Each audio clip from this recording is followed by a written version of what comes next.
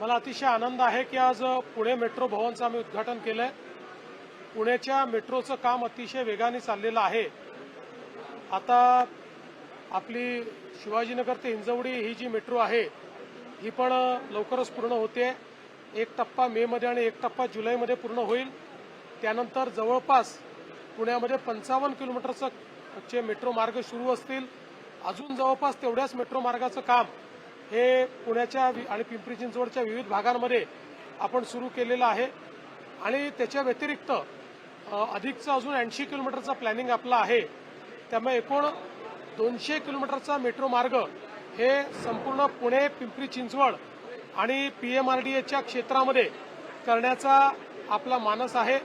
त्या दृष्टीनं आपल्या पुणे मेट्रोला आपण निर्देश देखील दिलेले आहेत की त्यांनी आता फार फेजेस न करता लवकरात लवकर या संपूर्ण क्षेत्राचं प्लॅनिंग करावं।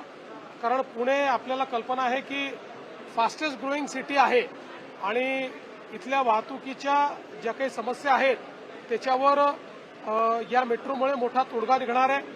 त्यासोबत या मेट्रोसोबत आम्ही बसेसचं इंटिग्रेशन आणि बाकी ट्रान्सपोर्टेशनचं इंटिग्रेशन देखील त्या ठिकाणी करण्याचा प्रयत्न करतोय।